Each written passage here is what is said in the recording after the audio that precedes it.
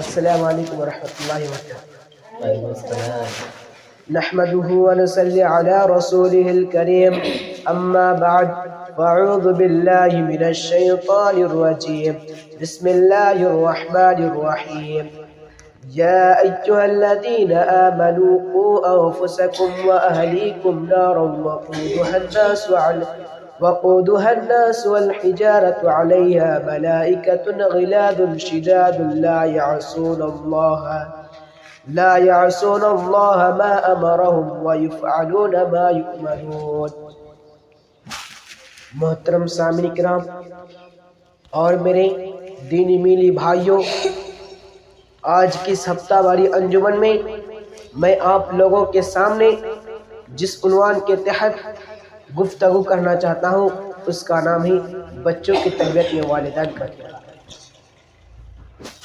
اللہ رب العالمین نے ہم مسلمانوں کو بہت سے فرائض سونپ کر انہیں ادا کرنے کا حکم دیا ہے۔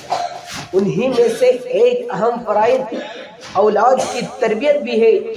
کیونکہ تربیت ہی سے انسان بلند مقام کو پہنچتا ہے، اور ابتدا ہی سے جب بچوں کی تربیت کر دی جاتی ہے تو اس کا اثر باقی رہتا ہے، اور کوتاہی کی صورت میں بہت سنگین نتائج سامنے آتے ہیں۔ اس لیے اسلام نے ماں باپ کو مربی کی حیثیت سے اپنے بچوں کا ذمہ دار بنایا ہے، جیسا کہ اللہ تعالیٰ فرماتا ہے یا ایھا الذین آمنوا قوا انفسکم واہلیکم نارا وقودها الناس والحجارة عليها ملائكة غلاظ شداد لا يعصون الله ما أمرهم ويفعلون ما يؤمرون۔ اے ایمان والو، تم اپنے آپ کو اور اپنے گھر والوں کو اس آگ سے بچاؤ جس کا ایندھن انسان اور پتھر ہے، جس پر سخت دل مضبوط فرشتے مقرر ہیں، جنہیں اللہ تعالیٰ جو حکم دیتا ہے اس کی نافرمانی نہیں کرتے، بلکہ اللہ تعالیٰ جو حکم دیتا ہے۔ یقیناً اولاد کو جہنم سے بچانے کی صورت یہی ہے کہ والدین اپنے اولاد کو اسلامی احکامات و شعائر کا پابند بنائیں، کیونکہ والدین اس کے مسئول اور ذمہ دار ہیں، جیسا کہ نبی صلی اللہ علیہ وسلم نے بھی حدیث میں ہر شخص کو اپنے ذمہ داریوں سے آگاہ فرما دیا ہے۔ تم میں سے ہر ایک ذمہ دار ہے، اور ہر ایک سے اس کے ذمہ داری کے بارے میں کل قیامت کے دن سوال کیا جائے گا۔ اس حدیث سے معلوم ہوتا ہے کہ ذمہ داریوں سے کوئی آزاد نہیں ہے۔ گھر کی نگرانی، بچوں کی تعلیم و تربیت اور گھر میں دینی ماحول پیدا کرنا والدین کی ذمہ داری ہے، اور کوتاہی کی صورت میں کل قیامت کے دن اللہ تعالیٰ والدین سے سوال کرے گا۔ میرے پیارے بھائیوں، بچوں کی 5 سال کی مدت دکھنے میں بہت مختصر معلوم ہوتی ہے، لیکن تجربہ بتاتا ہے اس بچہ کی مرحلہ کی یعنی آئندہ زندگی کا جو دور بہت مشکل ہوتا ہے۔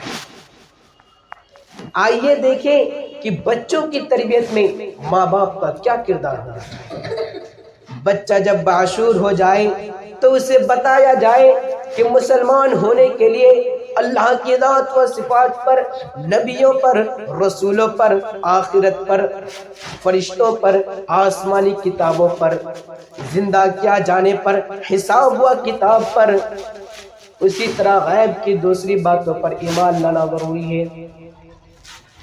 بچوں کو شروع ہی سے نماز، روزہ